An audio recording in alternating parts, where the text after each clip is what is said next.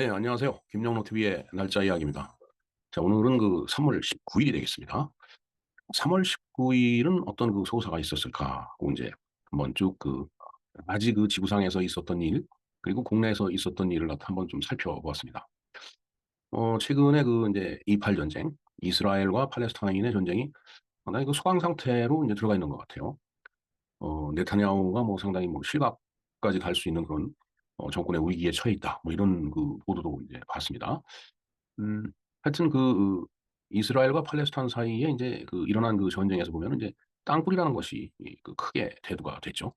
뭐 땅굴 하면은 우리가 그 월남전에서 이제 베트공들이 사용했던 그 땅굴에 대해서도 우리가 그 많은 얘기를 들었고, 이제 특히 이제 우리나라 그 휴전선 DMZ 안에서도 땅굴이 이제 여러 개 그 이제 발견이 됐었죠.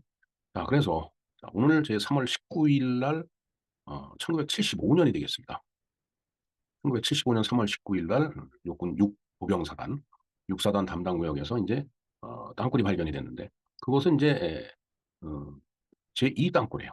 1 땅굴은 이제 그보다 이제 더 그 이전에 이제 발견이 됐는데 이 땅굴을 발견하고 보니까 그 1 땅굴보다도 상당히 그 이제 규모가 큰 그야말로 너비와 높이가 뭐 2m씩 정도 될 정도니까 뭐 굽히지 않고 막 뛰어나올 수 있는, 뛰어다닐 수 있는 그런 이제 규모의 땅굴이 이제 되겠다라는 그런 얘기가 되겠습니다. 물론 저도 뭐 1땅굴, 2땅굴 다 그 견학을 해본 바가 있습니다. 1땅굴 같은 경우는 어, 소총을 들고 뛰어가기에는 굉장히 불편해요. 왜냐하면 너비도 좁고, 그다음에 높이도 낮고 그래갖고 몸을 숙여야만이 뛰어갈 수 있는 이제 그런 상태로 이제 저는 기억을 하고 있습니다. 그렇기 때문에 이제 대규모 병력이 그 땅굴을 이용해서 뭐 남침을 한다든가 하는 것이 일당골은 쉽지가 이제 않았을 거라고 이제 유추가 되는데, 근데 이 땅굴은 이제 그보다 이제 훨씬 규모가 큰 그런 땅굴이었기 때문에 상당히 그 국가 안보에 위협이 되지 않을까 이제 이런 생각을 하지 않을 수가 없습니다. 그래서 오늘은 뭐 하마스의 땅굴 그리고 베트콩의 땅굴 뭐 여러 가지 땅굴이 있지만은 바로 그 우리 DMZ 아직도 지금 존재하고 있는, 물론 지금은 뭐 사용하기는 어렵겠지만은 아직도 존재하고 있는 땅굴에 대해서 한번 알아보는 그런 시간을 갖도록 하겠습니다. 땅굴은 사땅굴까지 이제 발견이 됐죠. 그리고 국방부에서도 한 20개 정도의 땅굴이 있을 거라고 이제 추정을 한다라고 이제 돼 있는데, 음, 글쎄요. 20개 정도로 이제 국방부에서 공식적으로 이렇게 인정했다라면은 발견된 게 4개이기 때문에 16개 땅굴이 아직 발견되지 않은 상태로 남아있다라고 이렇게 볼 수가 있겠습니다. 그리고 민간단체에서 주장하는 것은 그보다 훨씬 더 많은 땅굴이 어, 대한민국 그 전역에 이렇게 속속들이 들어와 있다라고 그렇게 지금 이야기를 하고 있습니다. 그렇게 본다라면 이건 굉장히 그 심각한 문제가 되겠죠. 네. 자, 그래서 오늘은 제2 땅굴 규모가 커다란 이 땅굴이 발견된 3월 19일 우리가 땅굴에 대해서 한번 연구라기보다는 좀 공부를 좀 한번 해볼 필요가 있지 않나. 이래서 그 이제 방송을 한번 마련을 했습니다. 자, 그리고 이제 내일은 참새국왕 행복의 날입니다. 참새국왕 행복의 날이 하니까 뭐 참새의 입이 뭐 행복하다, 뭐 모기를 많이 먹는 그런 인상을 주겠는데 그게 아니고 사실은 참새의 날이고 그다음에 국왕 건강의 날이고 또 행복의 날이다. 이 세 가지를 합쳐서 그렇게 이제 표현한 것뿐입니다. 자, 그리고 이제 3월 20일이 이제 내일이기 때문에 바로 상공의 날이 되겠습니다. 그리고 이제 그 낮과 밤이 같다라는 이제 춘분이죠. 어찌 보면 이제 완연한 봄이 되어 간다라고 그렇게 봐야 될 것 같습니다. 자, 이상 여러 가지 이야기를 하겠지만은 가장 핵심이 되는 것은 역시 땅굴이 되겠습니다. 땅굴에 대해서 알아보는 시간을 갖도록 하겠습니다. 네, 제2 땅굴에 대해서 한번 알아보겠습니다. 음, 요새 이팔전쟁이라고 하죠. 이스라엘과 팔레스타인이 이제 가자지구에서 이제 어, 전투를 벌이고 있는데 거기에 이제 하마스의 땅굴이 이렇게 있습니다. 그래서 언젠가 기사를 보니까 그 땅굴에다가 이제 바닷물을 이렇게 주입하는 방식을 썼는데 글쎄요, 그것도 어느 정도 주입을 하고 나니까 더 이상 바닷물이 안 들어간다고 하더라고요. 땅굴 내부에서도 뭐 물 들어오는 유입되는 거를 이제 막을 그런 준비를 하고 또 그렇게 대응을 했을 거라고 봅니다. 어찌됐든 땅굴이라는 게 그 대비를 하지 못하면은 엄청난 어, 재앙과 같은 수준의 그 피해를 갖다가 입을 수 있죠. 네, 그 상대방은. 자, 그런 의미에서 우리나라에도 이제 땅굴이라는 게 이제 발견이 된 게 있는데 어, 땅굴이 이제 전부 4개가 발굴이 됐죠. 그래서 오늘 1975년 3월 19일이 오늘입니다. 오늘 제2 땅굴이 이제 발견이 됐기 때문에 이제 철원 쪽입니다. 예. 그래서 그거에 대해서 한번 알아보는 시간을 갖도록 하죠. 네. 자, 개요를 볼까요? 1975년 3월 19일 오늘 육군제 6보병사단 담당 구역에서 발견된 제2 땅굴은 해외에서 수입한 현대식 굴착 장비를 이용해 지표 45m 아래 단단한 화강암을 뚫어 놓은 것이다. 음, 글쎄요, 화강암, 바위를 뚫는 것이 쉽진 않겠지만 그래도 그 안반을 이렇게 뚫으면은 좀 더 안전하겠죠. 뭐 이 무너지는 그런 옹벽 같은 게 무너질 리가 없기 때문에. 네, 육보병사단 하니까 그 제가 아는 그 동기들도 그 육보병사단 육사단에서 소대장으로서 근무를 이제 여러 한 그 친구들이 생각이 나네요. 그리고 저희 동기 중에서도 이제 장성이 돼 갖고서 육사단 사단장을 이제 역임한 그런 동기가 있습니다. 그래서 육사단 하면은 어딘지 모르게 이렇게 또 가깝게 느껴지는 것도 사실입니다. 네. 자, 제1 땅굴보다 규모가 더 컸다라는 얘기죠. 예, 뭐 1 땅굴 그건 좀 이따 알아보기로 하고요. 자, 철원 북방 13km 지점 비무장지대 안에서 발견된 이 땅굴은 대규모 병력을 집결시킬 수 있는 광장까지 갖춰 놓았고 남쪽 출구는 세 갈래로 나누어져 있다. 참 상당히 그 뭐라 그럴까요? 철저히 이 준비를 한 그런 땅굴이다라고 생각이 됩니다. 음, 1시간에 1만 명의 무장 병력을 이동시킬 수 있으며 차량, 야포 등과 함께 전차까지 통과할 수 있는 규모다. 글쎄요, 전차가 지나가고 야포를 끌고 나올 정도면은 상당히 그 이제 어, 땅굴 규모가 이제 큰 거죠. 이제 너비와 높이가 2m, 2m, 2m 이렇게 그러니까 평면으로 봤을 땐 가로 세로가 2m, 2m라는 얘기죠. 그리고 길이가 3.5km. 네, 상당히 기네요. 뭐 4km가 심리니까 심리 가까이 파고 들어왔다는 얘기입니다. 그리고 더군다나 이게 지하 50에서 160m까지 내려가는 그런 땅굴이 바로 제2 땅굴이 되겠습니다. 네, 그러면은 이제 발견된 그 과정을 한번 보도록 하겠습니다. 한국군 및 주한미군 공병대와 미국 민간 기술진까지 참여한 탐사팀은 3개월간 45개, 45개의 시추공을 뚫어 땅굴의 존재를 확인을 했다. 화강암의 특성상 내부에 빈 공간이 생길 수가 없는데 채굴한 시추석들이 일정하게 짧았던 것. 그렇다는 얘기는 사실은 이게 안반이 이렇게 그 형성이 돼 있으면은 그 마그마가 이제 이렇게 굳어갖고서 이제 안반이 되는 건데 음, 가운데 공동이 생길 수가 없죠. 예. 그 녹았던 그 이제 이 용암이 이제 그게 이제 굳는데 녹아 있었던 그 공간 그 상태에서 공간에 이제 빈 공간이 생길 수가 없다라는 얘기죠. 그런데 채굴을 한 시추석을 보니까 뭔가 일정하게 짧았다라는 얘기예요. 그렇다는 얘기는 일정하게 쭉 공동구가 있었다는 얘기죠. 공간이. 그러니까 이제 벌써 이제 거기서 이상하다는 걸 느낄 수 있었던 겁니다. 또 채굴 도중에 모래가 나왔는데 강원도 산골에서는 나올 수 없는 바다모래였고 화학 실험을 해보니 시추석들의 화약 성분이 검출됐다. 네. 네, 바다모래가 강원도 산골에서 나왔다. 그건 있을 수 없죠. 네. 하느님이 이렇게 옮겨놓기 전에는 그건 불가능한 얘기입니다.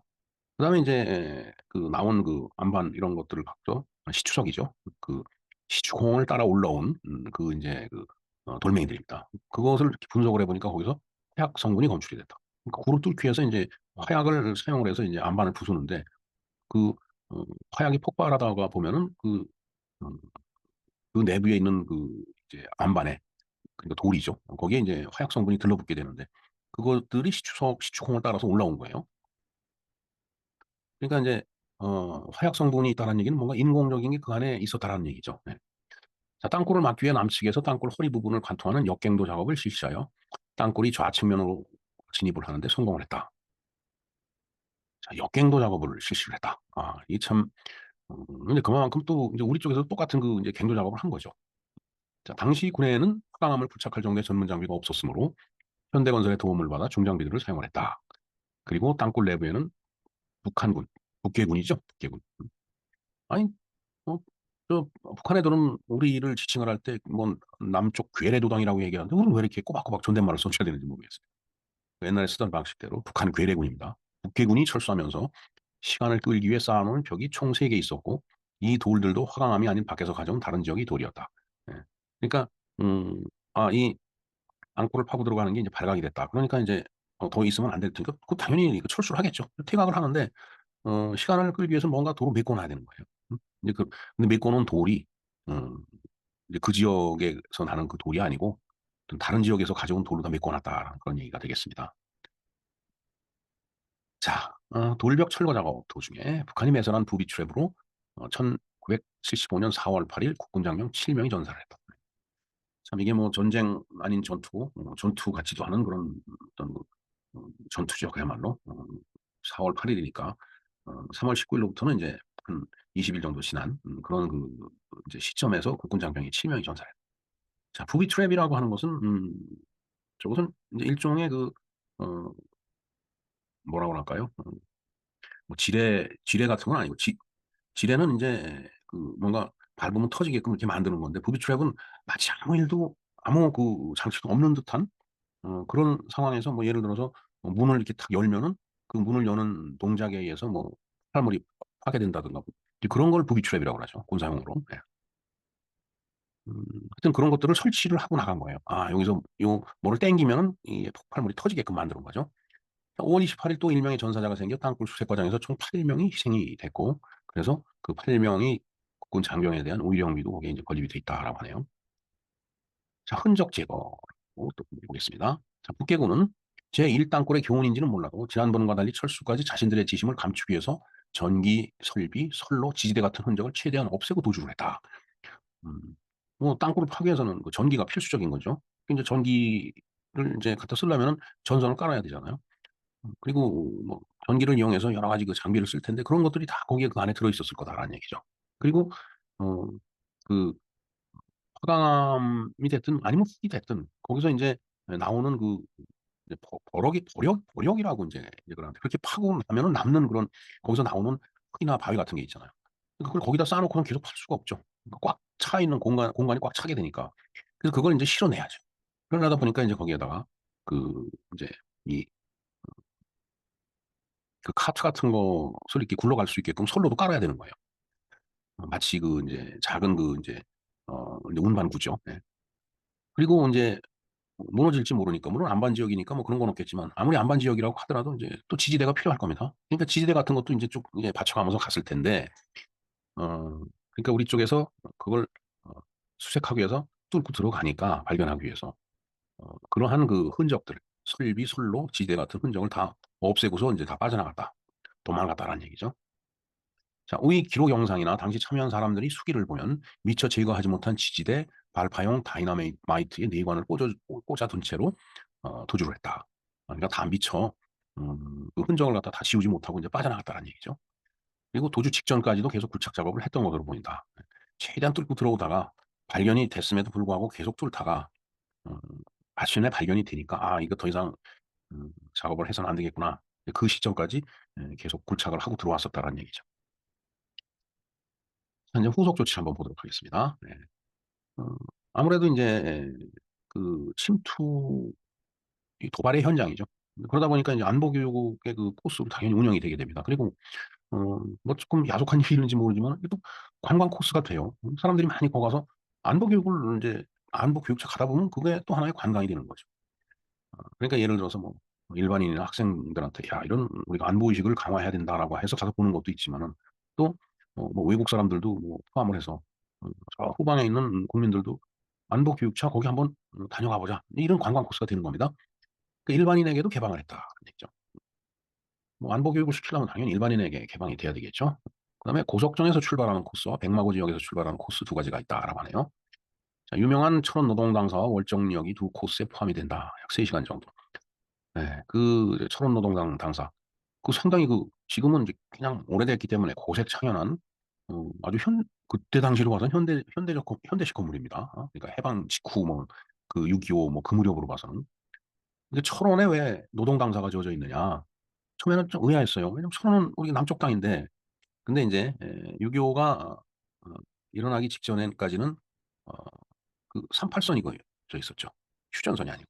그러니까 38선은 좌우로 38도선에서 이렇게 직선으로 쫙 그은 거기 때문에 그때 당시는 철원은 북한 쪽 관할이었고 개성은 이제 우리 남한 쪽 이제 관할이었죠. 그러다 그게 철원 쪽은 우리가 이제 더 올라갔지만은 이 서해안 쪽으로는 더 밀고 올라가질 못해갖고 개성은 이제 북으로 들어간 겁니다. 지금 현재로 가서는. 하여튼 노동 당사를 가보면은 지금은 이제 상당히 많이 이제 오래돼서 부식되고 이렇게 허물어지니까 거기다 막 이렇게 철제 빔이나 뭐 그런 것들 갖다 이렇게 받쳐놨더라고요. 무너지지 않게끔. 저도 상당히 오래전에 갔다 왔습니다. 한 10년 정도 된 것 같은데. 아주 추운 날 정말 그냥 그 백마고지 그 전투비 있는 데로 해 갖고 노동당사 거쳐 갖고서 뭐 음 거기서 근무했던 그 인제 친구들이 있어 갖고 그 친구 차를 타고서 갔는데 어딘지는 모르겠는데 이 뭐 한탄강 변쯤 될까요? 그 근처 갔더니 아주 민물 매운탕집이 있는데 정말 참 맛있더라고요. 그래서 요즘도 "야 거기 다시 한번 가 보자."라고 얘기하는데 이게 참 살다 보니까 이게 쉽사리 안 되더라고요. 하여튼 그렇게 그런 것들이 관광 자원화도 되는 겁니다. 안보교육 그 자원도 되지만은. 그러다 보면은 관광 오는 사람들이 많으면은 뭐 그쪽에서 음식을 만들어 파는 사람들한테도 도움이 되고 인제 그런 또 인제 효과도 있는 거죠. 자 공개 끝 구간은 비무장지대 안쪽 지하에 위치를 해 있다. 그러니까 지상으로 보면은 그 이제 DMZ죠. 그러니까 어 Demilitarized Zone이죠. DMZ가. 그래서 남방 한계선에서 더 민간인들은 못 들어가죠. 예. 근데 인제 이 어 땅굴을 인제 공개를 하다 보니까 그 들어가는 끝까지 가면은 그 남방 한계선 위 쪽으로 올라간다는 얘기예요. 사실은 그 들어가려면은 철책이 있어 철문이 인제 있어 갖고 거기서 뭐 다 신원 확인하고 그래서 인제 확실하게 그 예정된 인원만 이렇게 들여보내고 인제 그러는 건데 음 땅속으로 들어가기 때문에 그냥 슬그머니 인제 건너갔다 올 수 있는 이제 그런 하여튼 그런 내용이죠. 예. 지하 안쪽에 위치했다라는 게. 저도 한번 다녀왔습니다. 그래서 아마 국민 대부분이 한 번씩은 갔다 오지 않았을까 하는 생각이 듭니다. 자 경계 태세를 한번 볼까요? 보다 안쪽까지도 육군이 수색을 인제 완료를 했다. 계속 들어가서 뭐 땅굴이 북쪽까지 나 있는 거니까. 어 그러나 완전히 막혀 있지 않기 때문에 철문을 설치했다. 예. 그러니까 인제 자 이 선 어느 선까지 이상은 우리가 넘어가기도 그렇고 사실 땅속이지만은 인제 소위 적군의 땅이잖아요. 그리고 그쪽에서 넘어오는 것도 막아야 되고 그러니까 거기다가 이제 철문을 갖다 설치한 겁니다. 그다음에 인제 경계 상황으로 봐서는 이제 초기에는 거기다 경계병을 배치를 했다고 하네요. 근데 "근무자들의 심적 피로가 극심해진다."라고 네. 사실 땅속으로 상당히 긴 거리를 음 참 완전 무장을 하고 들어가서 그 깜깜한 속에서 "저쪽에서 뭐가 넘어올지도 모른다."라고 해서 그쪽을 바라다보면서 밤새도록 근무하는 근무자들의 참 심리적인 어떤 위압감이라고 그럴까? 그거 뭐 지금 생각해 보면 우리가 충분히 이해하고도 남죠. 근데 굳이 또 그렇게까지 할 필요도 없는 그런 상황이라고 보여집니다. 그래서 또 만일 기습적으로 저쪽에서 공격을 해 오면은 거기서 뭐 몇 명이 거기 몇 킬로미터 안쪽에 있는 건데 거기서 생존할 수가 없죠. 그쪽에서 막 예를 들어서 그냥 음 대포는 아니지만은 상당히 이제 중화기를 사용을 해서 공격을 해 온다라면 퇴로가 막힐 수도 있죠. 그러니까 '생존이 어렵다.' 이렇게 판단을 해 갖고 이제 경계병을 직접 내보내질 않고 거기다 무인 감시 장비를 설치를 해서 누가 넘어오는지를 인제 이렇게 감시를 하는 거죠. 요즘은 뭐 CCTV가 다 있기 때문에 예 대체적으로 지금까지 말씀드린 게 제 이 땅굴 이 땅굴에 대한 그런 내용이 되겠습니다. 자 그러면은 전부 땅굴이 4 개가 있다라고 했는데 제 1 땅굴 한번 볼까요? 자 이것은 1974년 11월 5일 날 발견이 됐네요. 74 년도. 예. 제가 대학교 1 학년 때 일이 있었습니다. 그때 막 대서특필되고 그랬던 것이 기억이 나는데 자 육군 제25 보병사단 담당 구역인 연천군 고랑포에서 동북방 8 킬로미터 지점 비무장지대 안에서 발견이 됐다. 너비가 90 센티, 높이가 1.2 미터. 이 땅굴에 비해서는 쪼금 이제 작죠. 예. 이게 90 센티와 1.2 미터니까 아까 이 땅굴은 2 미터, 2 미터라고 그랬는데 인제 그거는 한 4분의 1 정도 규모라고 보면 되겠네요. 깊이는 250 센티미터, 2 미터 50 이죠. 그다음에 450 센티미터 그러니까 4 미터 50 그러면 2 미터에서 한 5 미터 고 사이에 인제 이렇게 깊이를 다 팠다는 얘기입니다. 길이가 약 3.5 킬로미터가 되는 인제 이 땅굴은 화강암 안반이었지만은 이쪽은 그렇지가 않으니까 인제 콘크리트 구조물을 인제 쭉 설치를 해 가면서 인제 들어왔다라고 봐야 되겠습니다. 자 그런데 제1 땅굴은 서울에서 불과 65 킬로미터 거리에 위치를 했다. 굉장히 가까운 거예요. 한 65 킬로미터면은 뭐 이건 글쎄 요즘 같으면은 뭐 포 쏘면은 사실 뭐 포로 따지면은 뭐 65 킬로미터는 거리가 아니죠 사실은. 근데 그만큼 가깝다는 얘기죠. 이제 저기서 쭉 계속 발각이 되지 않고 뚫고 들어왔더라면은 어디까지 들어왔을지는 뭐 알 수가 없는 겁니다. 근데 다행히도 발각이 됐기 때문에 저기서 멈춘 거죠. 그래서 그때 당시에 1 시간에 1 개연대 이상의 무장 병력이 통과할 수 있고 궤도차를 이용하면 중화기와 포신도 운반할 수 있는 규모다.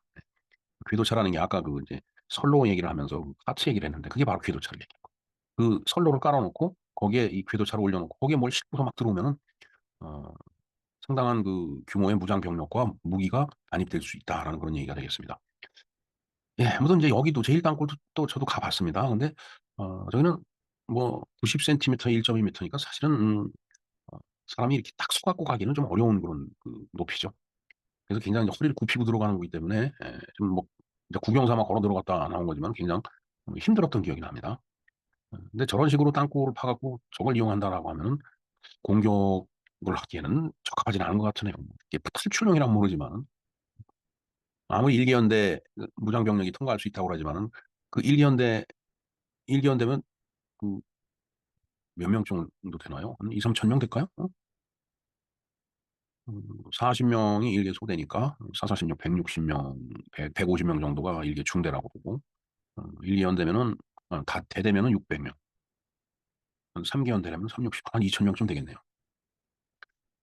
음 그 2천 명이 그 일렬로 서 갖고서 저 땅굴을 통과하려면 그것도 쉬운 얘기는 아니죠 사실은. 그렇기 때문에 뭐 거기다가 물을 붓는다든가 아니면 화염 방사기로 쏜다든가 그러면 사실 그 피해도 물론 다 감안을 하고서 공격도 할 거라고 봅니다. 자 그다음에 인제 제3 땅굴이 또 발견이 됐죠. 1978년 10월 17 일입니다. 예. 그 78 년이면 인제 어 제가 소위 때네요. 소위 때. 소대장으로 있을 때로 뭐 그때입니다. 그러면 78년 10월 17 일. 저희들이 7-8 군번이기 때문에 판문점 남방 4 킬로미터 지점 비무장지대 안에서도 발견이 됐다. 제3 땅굴은 제2 땅굴과 거의 같은 규모다. 예. 그것도 상당히 크네요. 아치형 너비와 높이가 2 미터, 길이 1,635 미터, 깊이 73 미터. 예. 참 73 미터면 그래도 그 100 미터 정도 이제 밑으로 내려간다는 얘기인데 상당히 그 참 작업을 하는 애들도 힘들었을 거는 같네요. 1 시간에 3만 여 명의 무장 병력을 이동시킬 수 있는 규모다. 예. 아까 그 2 땅굴은 너비가 90 에서 1.2 라고 그랬는데 그러니까 1 시간에 1개 연대라고 그랬는데 음 3 땅굴은 1 시간에 3만 여 명. 이게 사단 규모 이상 무장 병력이 들어올 수 있다라는 그런 얘기가 되겠습니다. 왜냐하면 어 너비 높이가 2 미터니까 4배 정도 되는 거라고 봐야죠. 거기에는 뭐 이 궤도차를 이용해도 충분히 이제 들락날락할 수 있고 또 높이가 2 미터면은 글쎄요 제가 뭐 1 미터 75 인데 굽히지 않고 뭐 이게 심리적으로 이게 뭐 이게 천정이 있으니까 뭐 혹시 고개를 좀 숙일는지 모르지만은 숙이지 않고도 그냥 뛰어올 수 있는 그런 높이다. 그러니까 더 많은 무장 병력이 이동이 가능하다는 얘기예요. 자 그런데 이것은 서울에서 가까운 또 44 킬로미터에 불과한 그런 땅굴이었기 때문에 충격과 공포였다. 이 참 정말 기가 막힌 얘기입니다. 인제 땅굴이 4개 있다라고 그랬는데 제4 땅굴이 인제 1990년 3월 3일 날 발견이 됐습니다. 한참 뒤의 인제 얘기인데 70 년대였다 인제 90 년대로 인제 옮겨갔네요. 양구 동북방 26 킬로미터 지점 비무장지대 아니다. 양구기 때문에 이것은 완전히 인제 저 강원도 쪽의 땅굴이에요. 군사분계선 1.2 킬로미터 떨어진 곳, 지하 145 미터 깊이에 폭 2 미터, 전체 길이가 2,052 미터나 뻗어 있으며 군사분계선은 1,502 미터 남쪽에 위치하다. 그 어 또 굉장히 큰 규모의 땅굴이 또 인제 여기서 이렇게 발견이 된 거네요. 참 이게 참 뭐 하는 짓인지 모르겠습니다 진짜. 자 인제 그렇게 사땅굴까지 발견이 됐는데 이제 국방부의 입장을 한번 볼까요? 제4 땅굴이 확인되기 하루 전인 1990년 3월 2일 이상훈 당시 국방부 장관은 국회 본회의 임시회의에서 땅굴 탐사 작업은 계속 진행 중이라며 북한의 남침 땅굴은 20개 이상 되는 것으로 판단하고 있다라고 답변을 했다라고 합니다. 자 그리고 2014년 10월 30일 국방부 정례 브리핑에서도 김민석 국방부 대변인은 국방 백서를 통해 전방 지역 20개 정도의 땅굴이 있는 것으로 판단하고 있다라고 이를 재확인을 했다라고 하네요. 자 그런데 우리가 그 20개 정도 되는 그 땅굴을 추정을 하는데 발견된 건 4 개뿐이 없잖아요. 그럼 16개 땅굴이 더 있다라는 얘기 아닙니까? 그러니까 여기서 인제 공포스러운 게 또 느껴지는 겁니다. 언제 어디서 어느 그 굴을 이용해서 인제 어 남침을 시도할지 인제 모르는 그런 상황이 되겠네요. 자 그런데 이건 굉장히 보수적인 입장에서 보수적이라는 게 뭐 좌이구 이 보수가 아니고 굉장히 어 그야말로 아끼고 아껴서 내놓는 의견이다라는 얘기죠. 이런저런 변수들을 많이 인제 삭제하고서 인제 '최소한 이 정도 되지 않겠느냐.'라고 본 거예요. 자 근데 인제 민간단체 주장은 그렇지가 않아요. 북한 땅굴은 2014년 이후 널리 퍼지게 된 북괴군에 관련된 이야기다.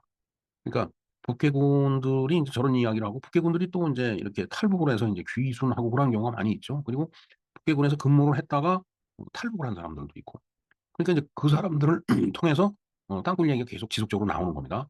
그 이전에도 땅굴 관련된 이야기들이 떠돌곤 했었다.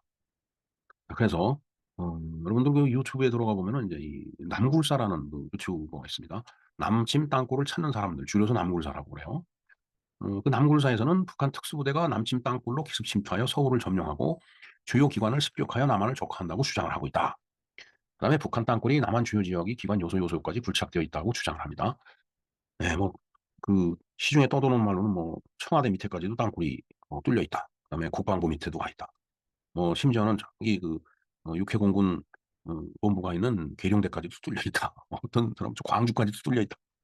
뭐 별의별 얘기가 다 있습니다. 그리고 인제 실질적으로 그 땅 밑에서 이상한 소리가 난다라고 해서 신고를 받고 들어가 확인하는 경우도 있는데 어 근데 사실은 뭐 우리 이 서울 쪽에서는 뭐 지하철을 뚫느라고 뭐 땅속에서 어마어마한 작업이 일어나고 있어요 사실은. 참 그런 것들을 생각하면은 이 남골사에서 하는 얘기도 무시할 수 없는 얘기인 것 같아요. 그리고 국방부 조차도 20개 정도는 되는 거로 보고 있기 때문에 아직도 이것이 사실이라고 가정을 했을 때 16 개는 지금 우리가 모르고 있다라는 얘기가 되잖아요. 여기 남굴사에서 하는 얘기가 있습니다. 북한의 땅굴이 남한 주요 지역 및 기관 요소까지 굴착되어 있다라고 주장을 한다. 예. 조금 전에 말씀드렸듯이 그렇게 주장을 하고 있어요. 그리고 시추를 쭉 하고서 그 시추봉을 빼내고서 거기다 인제 노공기를 내리보내 갖고 그 밑에서 뭐 음 뭔가 그 "사람 웅성웅성거리는 그 소리를 녹음을 했다."라고 인제 얘기를 해 갖고서 거기에 북한 여군 목소리가 나온다 이거죠. 예. 바로 이 영상이 이 그들이 주장하는 북한 여성의 방송 음성이다라는 얘기죠. 요거 제가 링크를 걸어 놓을 테니까 한번 들어봐 주시기 바랍니다. 제가 들어봐도 정말 뭔가 그 아주 그 순동적인 그 여군의 목소리가 쫙 나오는 것 같아요. 정말 참 알 수가 없습니다. 그다음에 인제 땅굴 증언이라고 해서 전 중앙정보부 요원인데 "33년 만에 땅굴을 증언한다." 그래 갖고서 또 이런 영상도 있습니다. 요것도 링크를 걸어 드리겠습니다. 그리고 또 이런 주장도 있죠. 남조선 거리를 이렇게 다 만들어 놓고 어 이제 북해군들이 이렇게 그 침투하는 훈련을 한다라는 얘기예요, 공격하는 훈련도. 북한 땅굴 남조선 거리 입구 최초 발견됐다라고 얘기를 합니다. 북한 땅굴 남조선 거리 입구 최초 발견. 네. 그러니까 뭐 마치 어 우리가 그 영화를 찍기 위한 세트장이 있듯이 그런 식으로 만들어 놓고 지형지물을 익히기 위해서 인제 이런 식으로 한다라는 얘기죠. 글쎄요. 근데 뭐 6.25 때 같으면 모르겠습니다. 뭐 그때는 서울 시내 도시 구조 자체가 간단했기 때문에. 근데 지금은 뭐 어마어마한 이걸 어딜 특정한 데 어디를 찍어 놓고서 그걸 만들어 갖고 하겠어요. 몇 군데 했다라고 해서 그게 또 그렇게 효과적일까 하는 생각도 해 보고 워낙 서울이 넓은 데다가 더군다나 수도권이라고 하면은 서울 시내하고 별반 다를 게 없습니다 사실은. 네. 이 영상도 링크를 걸어 드리겠습니다. 자 인제 현실적인 문제를 한번 볼까요? 땅굴이 있다라고 주장하는 것을 인제 반박하는 겁니다. 자 암석. 우리나라가 인제 이 그 지형이 집안이 대체적으로 암석이 많다라는 얘기죠. 그래서 암석을 깨고 들어오는 게 그게 쉬운 일이 아니다. 그다음에 버력. 이 버력이라고 있어요. 버럭이라고 저는 얘기를 들었습니다. 저건 인제 굴을 파다가 보면 거기서 나오는 흙이나 인제 돌 같은 것들을 얘기하는 거예요. 자 그걸 처분할 수가 없다라는 얘기죠. 그럼 계속 그걸 인제 후방으로 이제 땅굴 입구로 이제 끌어내 갖고 밖에다 버려야 되는데 땅굴을 팔 정도면 저 버력 양이 상당히 많을 텐데 그걸 땅 밖에다 버리면은 "우리 우위성에 다 포착이 될 거다."라는 그런 얘기가 이제 이 버력에 대한 얘기입니다. 그러니까 그렇기 때문에 현실성이 없다라는 얘기예요. 그다음에 지하수가 터져 나온다라는 얘기죠. 그럼 지하에 수맥이 있는데 만일 그게 터지면 그걸 또 틀어 막고서 또 또 뚫고 그래야 되는데 그 지하수를 감당하기가 쉽지 않을 거다. 그다음에 인제 땅속으로 들어가 있기 때문에 산소량이 부족해 갖고 작업하는 사람들이 상당히 그 인제 고통을 느낄 테니까 음 땅굴을 파는 거 자체가 그렇게 현실성이 부족하다. 이게 인제 그들의 주장입니다 또. 그다음에 인제 북한 입장에서 봤을 때 기술력에도 문제가 있을 거다라는 얘기예요. 그러니까 TBM을 도입한다. 저 TBM이 아마 스웨덴인가 어디 하여튼 이 북유럽 쪽에 있는 그 나라에서 나오는 땅굴 파는 기계예요. 그래서 우리나라가 지금 지하철 공사하는데도 그 굴을 다 저 TBM으로 뚫고 있다라고 저는 알고 있습니다. 그러니까 저 TBM을 도입을 해 가면은 저게 상당히 그 금액이 큰 그 장비인데 음 저거 1 개를 사가든 2 개를 사가든 그렇게 되면은 국제사회에 다 노출이 된다는 얘기죠. 그리고 북부라파 전부 이제 자유진영 쪽에 있는 국가인데 저들이 저걸 팔면서 어디 팔았다라고 다 보고를 할 거 아니에요. 뭐 저게 팔고서 비밀을 지킨다 해 갖고 얘기를 안 해서 그로 인해서 나중에 문제가 생기면 나중에 외교 문제까지 될 수 있습니다. 그렇기 때문에 그거를 감안해 볼 때 TBM을 도입하는 것도 쉽지 않을 거다라는 얘기죠. 그다음에 땅굴 기술이 세계 1 위다 하는 그 설이 있죠. 왜냐하면은 어 지금 어 하마스 땅굴도 북한 애들이 들어가서 이게 뭐 기술 자문을 해 주고 뭐 이렇게 해 갖고 판 거다라고 하는 얘기를 합니다. 그리고 60 년대 70 년대 초까지 걸쳐 오면서 또 땅굴 갖고 재미 본 그 전쟁이 그 베트남 전쟁이에요. 어 월남 전쟁이죠. 근데 월남전에 참전했던 분들은 베트남전이라고 그러면 그 월남전이라고 말을 고쳐 달라고 얘기를 하시더라고요. 음 하여튼 뭐 그건 나름대로 사연이 있을 거라고 보여집니다. 음 그래서 북한이 땅굴 기술을 파는데 세계적인 그 기술력이 뛰어나다라고 얘기를 하는데 그것도 믿을 수 없다라는 얘기죠. 예. 모든 것들이 경제적인 뒷받침이 돼야지 그런 것들 쉽게 그 완성이 되는 건데 북한의 경제력이나 뭐 기타 이런 것들을 다 감안해 볼 때 땅굴 기술이 세계 1 위다라고 하는 것은 조금 어폐가 있다. 이제 이런 얘기가 되겠습니다. 그다음에 비현실적인 위치 선정과 땅굴 구조를 갖고 있다. 비현실적인 위치 선정. 글쎄요, 이게 음 사실 그 위치 선정하는 것도 굉장히 중요한데 음 우리나라 하고 이제 북한과의 사이에 그 DMZ가 있는데 어디를 그 위치로 정하든 뭐 우리나라의 어떤 그 땅굴에 대한 어떤 그 대처 능력이라고 할까 뭐 그런 것을 봤을 때 현실적인 위치는 없을 거라고 보여집니다. 땅굴 구조도 그래요. 뭐 예를 들어서 안반이 잔뜩 있으면은 그거 참 그걸 다 깨부수고 거기다 또 흙이 무너지고 그러면 그 받치목을 받쳐가면서 또 2 미터, 2 미터 이런 정도 규모로가 땅굴을 파고 들어오는 게 기술적으로 쉽지 않을 거다. 이렇게 주장을 하는 겁니다. 그다음에 인제 현실적인 면을 따져봤을 때는 "땅굴 무용론이다."라는 얘기죠. 현대전에서는 땅굴이 아무런 효과를 못 낸다. 어 월남전에서 땅굴을 파서 베트콩들이 재미를 본 것은 60 년대죠. 지금은 그때 당시하고 무기 체계 다르고 음 지금은 그렇잖아요. 뭐 땅 뭐 100 미터, 200 미터 그냥 파고 들어가고 거기서 폭발하는 그런 그 인제 음 그런 포탄이 다 개발이 돼 있기 때문에 음 현실적으로 인제 아무런 효과가 없는 것이 바로 땅굴이다. 그다음에 인제 기술 발전론이라는 차원에서 봤을 때는 일단 지질학은 물론이고 땅굴 탐지 기술과 벙커 갈아엎는 기술 이게 굉장히 발전했다라는 얘기예요. 음 월남전 이후로 땅굴은 사실상 그러니까 그 효율성이 상실이 됐다라는 그런 얘기가 되겠습니다. 왜냐하면은 그 땅굴을 찾아내는 기술도 어마어마하게 발전했다는 얘기예요. 따라서 땅굴 주장은 아무런 신빙성도 정확성도 없다. 우리가 어 뭐 이런저런 이야기를 많이 하죠. 아까도 말씀드렸지만은 뭐 "계룡대 밑에 까지 뚫려 있다." 이런 얘기도 있는데 그건 신빙성도 없고 정확성도 없는 그런 얘기다라는 게 인제 이쪽 땅굴 무용론을 주장하는 사람들의 얘기입니다. 자 당면 과제. 자 과제는 있습니다 그럼에도 불구하고. 처음에 20개 정도로 땅굴을 추정을 했기 때문에 발견된 4 개하고는 16개 차이가 있죠. 저거에 대해서는 뭔가 가시적으로 뭐 어떻다라는 걸 보여줘야 되지 않느냐. 이제 저것이 큰 과제 중에 하나다라고는 보여집니다. 아니면은 20 개로 추정했을 때 저게 우리가 틀린 거다."라고 얘기를 하든지. 자 그다음에 지하철 공사를 하는 것은 일반인들은 못 느끼는 만큼 땅굴 작업도 인지할 수 없는 것은 마찬가지이므로 보다 실질적인 대비가 요구된다. 사실 그렇죠. 우리가 지금 지하철 공사를 하는지 뭔지 몰라요. 땅속 깊은 데서 그냥 그 기계를 갖고서 그냥 파재껴 버리니까. 자 그래서 만일에 저런 그 어떤 어 그 기술력을 갖고 파고 들어온다라면은 음 사실 잘못하면은 낭패를 보는 수가 있죠. 네. 그러니까 자만하지 말고 저 20 개에 대해서는 정말 신경을 쓰고 그 이상 갈 수도 있겠죠. 뭐 또 그 이하일 수도 있습니다. 자 그래서 실제로 전투를 벌여서 그 전투에서 패배를 하는 지휘관은 용서를 받을 수 있지만은 어 경계를 소홀히 해서 침투를 공격을 허용하는 그런 지도자, 지휘관은 용서받을 수 없다라는 그런 말이 있습니다. 그만큼 경계가 중요한 건데 땅굴을 들고 뚫고 들어올 수 있을 정도면 그건 우리로서는 경계에 실패를 한 거예요. 그러니까 그것은 항상 염두에 둬야 될 것 같습니다. 자 그다음에 월남전의 땅굴은 60 년대 이야기이고 하마스 땅굴은 오늘날의 문제죠. 음 뭐 이제까지 쭉 이야기를 하면서 "60 년대 기술의 땅굴이다."라고 얘기를 하지만은 그러나 어찌 됐든 하마스 땅굴은 지금의 땅굴이거든요. 그러니까 어 오늘날에도 땅굴이 그렇게 무용론이라기보다는 땅굴 파는 거 자체도 고도화돼 있을 테니까 어 이제 그런 면에서는 우리가 항상 대비를 하는 유비무환의 정신을 갖고서 이 땅굴 문제를 대처해야 된다라는 그런 말씀을 좀 드리고 싶습니다. 그런데 정작 외면을 하고 있죠. 예. 자, 이제 모두에도 말씀드렸지만 이제 하마스 땅굴이 있죠. 한번 볼까요? 이게 기사 보도 내용입니다. 이스라엘이 가자 지구에 있는 하마스 땅굴 제거에 나섰지만은 많게는 80%가 그대로 남아 있다고 미국 월스트리트 저널이 보도했습니다. 월스트리트 저널은 미국과 이스라엘 당국자들을 인용해 땅굴의 20에서 40%가 손상됐거나 작전이 불가능한 상태라고 현지 시간 28일 보도했습니다. 28일이면 글쎄 여기 1월 28일인가요? 요즘 워낙 이스라엘과 팔레스타인 전쟁이 지금 소강 상태죠. 전쟁을 하고 있는지 뭔지 지금 못 느낍니다. 음, 그만큼 무덤덤해진 겁니다. 자, 이스라엘은 그동안 하마스가 억류하고 있는 인질들을 구출하고 하마스 지도부를 제거하려면 땅굴 불능화가 핵심이라며 추적을 명분으로 가자 내 병원 등 시설을 공격하기도 했습니다. 그래서 뭐 많이 사상자가 났죠.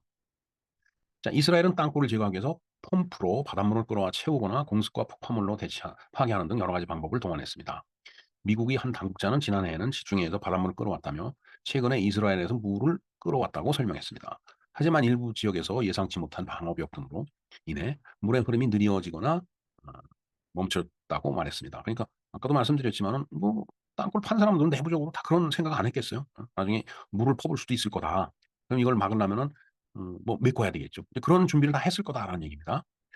바닷물이 땅굴 일부를 부식시키긴 했지만은 전반적으로 이스라엘이 원하는 만큼 효과가 있지는 않았다라고 월스트리트 저널은 보도를 했습니다. 네. 그만큼 이 땅굴이라는 게 간단한 문제는 아니다 하는 생각이 드네요.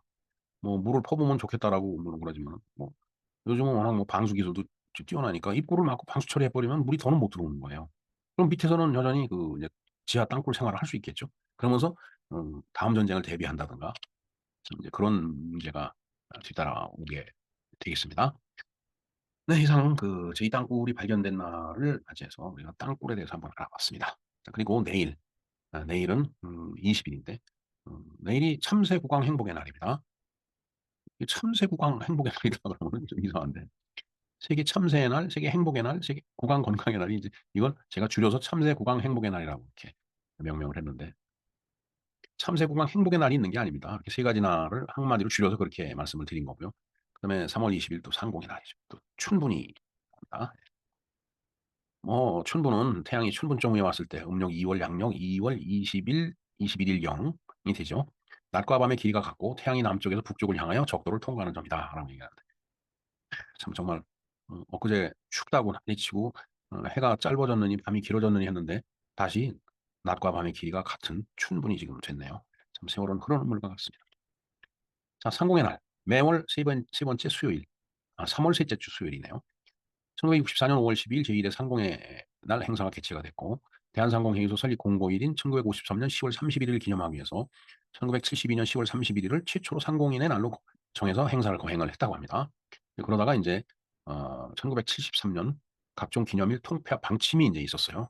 그것에 따라서 발명의 날, 중소기업의 날, 계량의 날, 전기의 날, 상공인의 날을 다 묶어서 상공인 날로 통합하면서 날짜도 10월 31일로 이제 정해졌었는데 1984년부터 매월 셋째 주 수요일 날로 이 날이 옮겨왔어요.